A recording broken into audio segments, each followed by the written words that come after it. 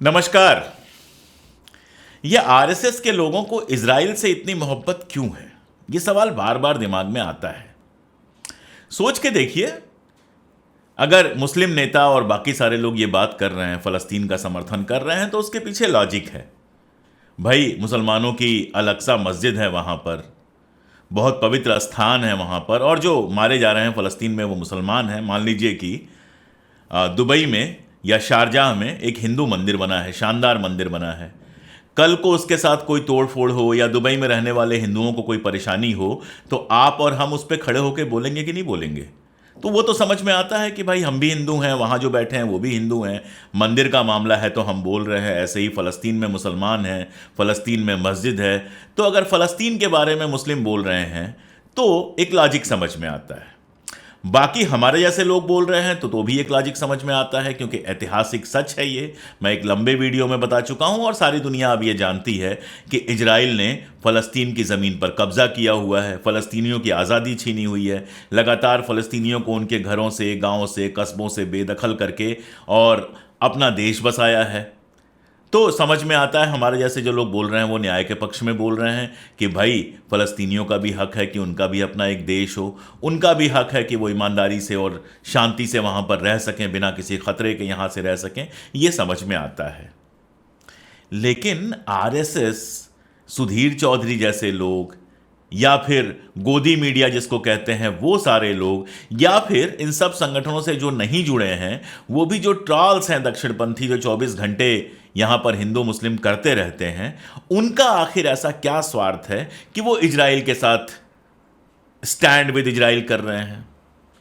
अल जजीरा अखबार में एक रिपोर्ट छपी और वो रिपोर्ट कहती है कि दुनिया में सबसे अधिक अगर फेक न्यूज कहीं से आ रहा है इजराइल के पक्ष में, तो वो भारत से आ रहा है। इसके पहले बाकायदा एक ट्वीट आया था, जिस ट्वीट में कहा गया कि बेंजामिन नेतन्याहू के ट्वीट के नीचे जितने कमेंट्स आ रहे हैं उसमें दो तरह के कमेंट हैं। या तो हिब्रू में कमेंट हैं, यानी कि यहूदियों के कमेंट हैं जो उनसे इस्तीफा मांग रहे हैं, या फिर हिंदी में कमेंट हैं जो स्टैंड विद इजराइल कर रहे हैं। तो सोच के देखिए कि आखिर आरएसएस का वहां क्या स्वार्थ है। वहां जो लोग रहते हैं वो यहूदी हैं। यहूदी धर्म का हिंदू धर्म से कोई लेना देना नहीं है। यहूदी धर्म जो है वो मूर्ति पूजा के खिलाफ है। हिंदू धर्म में मूर्ति पूजा होती है, यहूदियों का खतना होता है, हमारे यहाँ ऐसा कुछ नहीं होता है। बिल्कुल ही दो अलग अलग धर्म है जिनका कोई ऐतिहासिक रिश्ता भी नहीं रहा है। ऐसा भी नहीं रहा है कि इतिहास में कोई रिश्ता रहा है। हाँ, एक थीरी है कि जो लोग खुद को चित्पावन ब्राह्मण कहते हैं, उन लोगों के बारे में एक थीरी है। हालांकि इस थीरी को सभी स्वीकार नहीं करते हैं, कुछ लोग मानते हैं, कुछ लोग नहीं मानते हैं, कि चित्पावनी ब्राह्मण जो हैं वो दरअसल इजराइल से आए थे और यहां आकर फिर वो चित्पावनी ब्राह्मण हो गए, ये कहा जाता है। एक थीरी है बाकायदा, शायद उनका जो गोरा रंग, लंबा कद और ब्लू नीली आंखें जो होती हैं उसकी वजह से हो सकता है ये थीरी बनाई गई हो। सच भी हो सकती है, गलत भी हो सकती है, लेकिन सैकड़ों साल पहले की बात है। अब तो चित्पावनी ब्राह्मण पूरी तरह से भारत में बसे हुए हैं, भारतीय धर्म में हैं, मूर्ति पूजा करते हैं, सामान्य हिंदू जैसे रहता है वैसे रहते हैं। तो फिर आखिर क्या रिश्ता है? सुधीर चौधरी जैसे गोदी मीडिया के जो पत्रकार हैं वो कहते हैं कि मुसलमानों के तो बहुत सारे देश हैं, इजराइल यहूदियों का इकलौता देश है, तो सारे मुसलमान देश जो हैं वो मिलकर फ़लस्तीनियों को शरण क्यों नहीं दे देते हैं? क्या गज़ब का तर्क है। मतलब कोई अपना देश छोड़ दे इसलिए कि सामने वाले के पास कोई देश नहीं है। इस पर तो ये भी कहा जा सकता है कि पूरे यूरोप से यहूदी निकल के इजराइल में आए थे। यूरोप का ये अपराध है कि यहूदियों को अपने अपने देश छोड़ने पड़े। तो यूरोप के सारे देश थोड़ी थोड़ी जगह क्यों नहीं खाली कर देते हैं जिसमें यहूदी रह जाएं, या यूरोप के सारे देश मिलकर एक कॉमन ऐसा ज़मीन क्यों नहीं उनको दे देते हैं जिसमें यहूदी रह जाएं? आखिर फ़लस्तीन पे ही कब्ज़ा क्यों करना पड़ा? खैर, असल में देखेंगे आप तो बहुत मज़ेदार इतिहास है। जब द्वितीय विश्व युद्ध चल रहा था या उसके भी पहले, सारा खेल क्या था कि द्वितीय विश्व युद्ध हुआ और उसके पहले हिटलर शासन में आता है और हिटलर यहूदियों के खिलाफ नरसंहार शुरू करता है। यहूदियों को उनके घर से निकाल देता है, यहूदियों की हत्याएं करवाता है और यहूदी वहां से भाग भाग के इजराइल में आकर बसने आते हैं। और बाद में सेकेंड वर्ल्ड वार के बाद ब्रिटेन और बाकी सारे देशों ने बाकायदा उनको फैसिलिटेट किया कि वो इजराइल में बस सकें। 1947-48 में उनको 55% ज़मीन यूएन ने दे दी कि आप यहाँ पर अपना देश बसा लो। तो दोषी कौन हुआ यहूदियों का? हिटलर। लेकिन उस दौर में आरएसएस और उनका जो संगठन था हिंदू महासभा, उसके जो नेता थे सावरकर या फिर गोलवरकर और बाकी सारे लोग, ये हिटलर का समर्थन कर रहे थे। यानी हिटलर जब यहूदियों को सता रहा था तो ये हिटलर का समर्थन कर रहे थे। अब यहूदी जब फलस्तीनियों को सता रहे हैं तो ये यहूदियों का समर्थन कर रहे हैं। समझ में क्या आता है? समझ में ये आता है कि ये हमेशा सताने वाले के साथ खड़े रहते हैं। भाई अगर आप हिटलर के साथ खड़े थे, इसका मतलब क्या है? हिटलर सही था। और अगर हिटलर सही था तो क्या है कि यहूदी बुरे हैं। तो आपको यहूदियों के साथ कभी खड़ा नहीं होना चाहिए। जब यहूदी संकट में थे, उनको उनके घरों से निकाला जा रहा था, मारा जा रहा था, तब तो आप जाके हिटलर के साथ खड़े हो गए थे। और अब जब यहूदी जो हैं, और यहूदी भी नहीं, यहूदियों के बीच का एक छोटा सा हिस्सा जियोनिस्ट जो हैं, वो फलस्तीनियों से ज़मीन छीन रहे हैं, फलस्तीनियों को मार रहे हैं, छोटे छोटे बच्चों को मार रहे हैं, तो आप जाके किसके साथ खड़े हो जाते हैं? जियोनिस्टों के साथ, बेंजामिन नेतन्याहू के साथ खड़े हो जाते हैं। ये रिश्ता क्या कहलाता है भाई? ये रिश्ता ये बताता है नंबर 1 कि जो भी उत्पीड़क होता है, जो भी सताने वाला होता है, ये जो हमारे यहाँ का ट्रॉल गैंग है, हमारे यहाँ का राइटिस्ट है, क्लास है, ये उसके साथ खड़ा हो जाता है, नंबर 1। दूसरा, कॉमन क्या है? कॉमन सिर्फ इतना है कि फलस्तीनी मुसलमान है। तो मुसलमानों के खिलाफ जो खड़ा है, आपको लग रहा है वो आपका दोस्त है। तो जो मुसलमानों के लिए नफरत आपके देश में है, उसके चलते आप जाकर इजराइल के साथ खड़े हो जाते हैं। और उसके बाद आप उम्मीद करते हैं कि मुसलमान कैसे हों? डॉक्टर अबुल कलाम जैसे हों, हमारे पूर्व राष्ट्रपति जैसे हों। कैसे हो जाएंगे भैया? हिंदुस्तान छोड़ दीजिए, हिंदुस्तान में तो आपने जीना हराम करने की पूरी कोशिश की हुई है। यहां से सैकड़ों किलोमीटर दूर फलस्तीन और इजराइल में जो वार चल रहा है, वहां भी जो मुसलमानों को परेशान कर रहा है, आप उसके साथ सिर्फ इसलिए खड़े हैं क्योंकि मुसलमान परेशान हो रहे हैं। भले उसके लिए सारी दुनिया में आपका मजाक उड़ रहा है, भले दुनिया भर के अखबारों में रिपोर्टिंग आ रही है कि सबसे ज़्यादा जो है फेक रिपोर्ट्स यहाँ से आ रही हैं, लेकिन आप इजराइल के साथ खड़े हैं क्योंकि आपको एक सैडिस्ट प्लेजर मिल रहा है कि मुसलमान परेशान हो रहे हैं। असल में इस तरह का व्यवहार करके देश की इज्जत आप सारी दुनिया की निगाहों में बहुत नीचे गिरा रहे हैं। और यहाँ की सरकारें देख लीजिए, इंग्लैंड में ऋषि सुनक ने सीधे सीधे इजराइल का समर्थन किया, लेकिन वहीं लाखों लोग फिलिस्तीन के समर्थन में जुलूस निकालते हैं, उनके साथ कुछ नहीं होता है।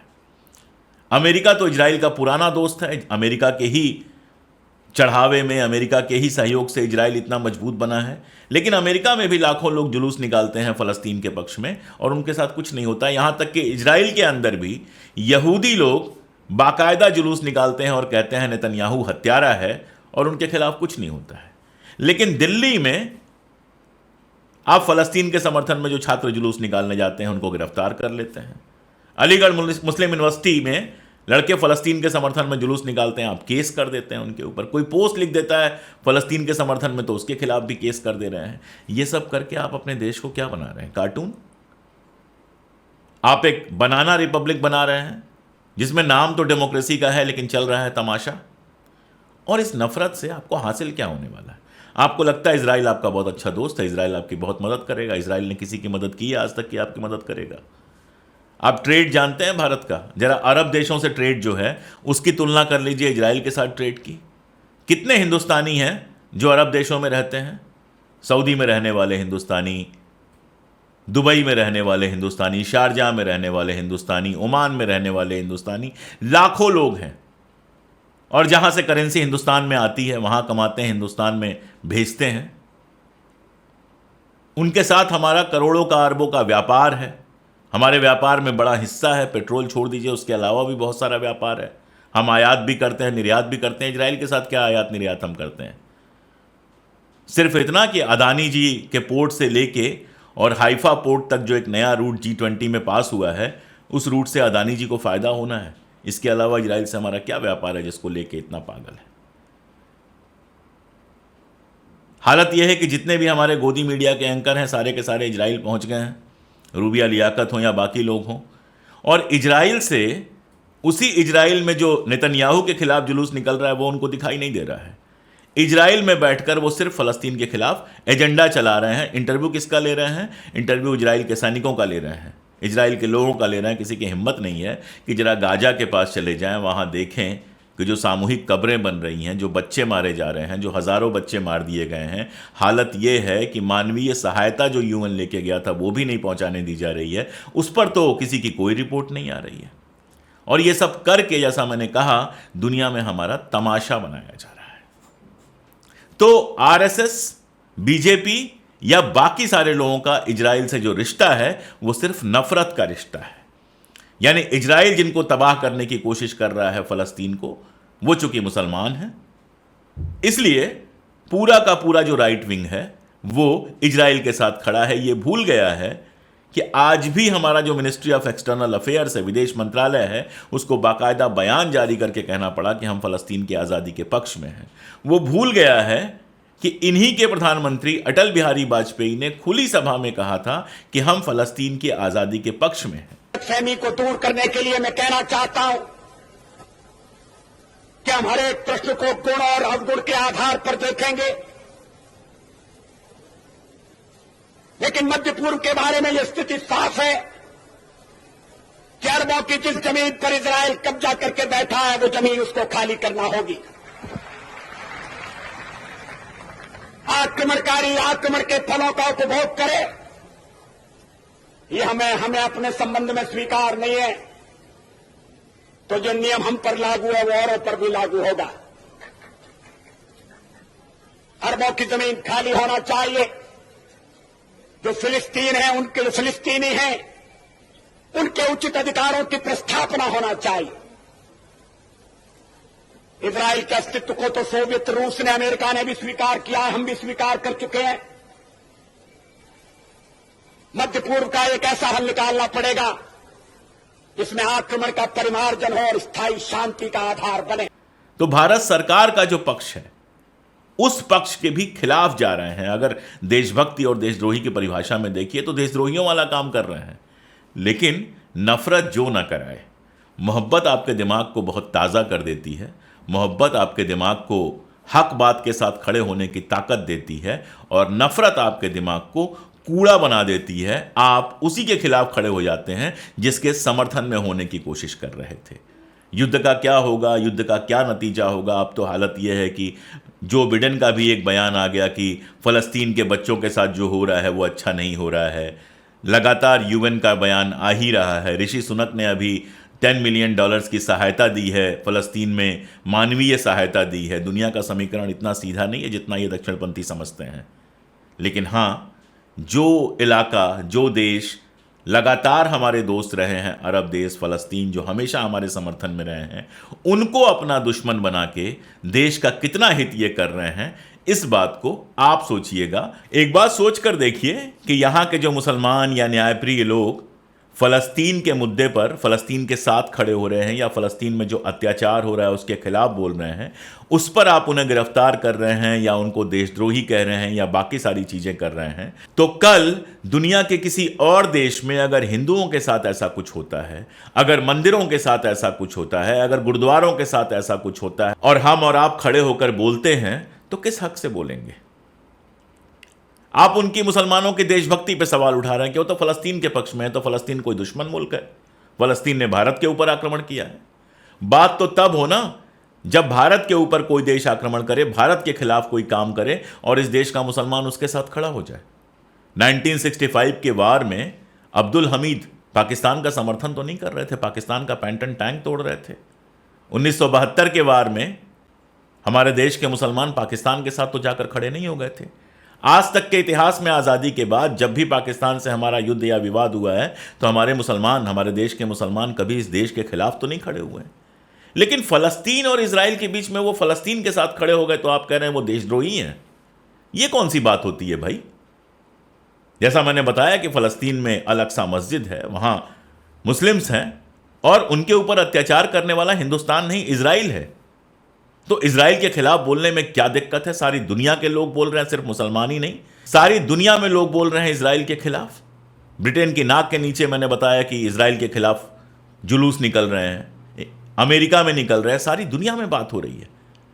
तो आप तो तुल गए हैं इस बात पे कि मुसलमानों को किसी भी तरह आपको देशद्रोही साबित करना, और सिर्फ मुसलमानों को नहीं, आपके एजेंडे के खिलाफ बोलने वाले सारे लोगों को आपको देशद्रोही साबित करना है। लेकिन यहां तो देश अपना कहीं शामिल ही नहीं है। अगर देश की ही बात करनी है तो देश की नीति तो हमेशा हमेशा से रही है कि फलस्तीन की आज़ादी को हमारा पूरा समर्थन है। तो आज अगर हमारे जैसे लोग फलस्तीन के समर्थन में खड़े हैं तो वो तो देश के साथ खड़े हैं, देश के खिलाफ थोड़े खड़े हैं। देश के खिलाफ तो वो खड़े हैं जो इजराइल के हक में जाकर खड़े हो रहे हैं, जो इजराइल के अत्याचार के पक्ष में जाकर खड़े हो रहे हैं। जितना मुझे कहना था उतना मैं कह चुका हूं। आज के लिए इतना ही। बहुत शुक्रिया।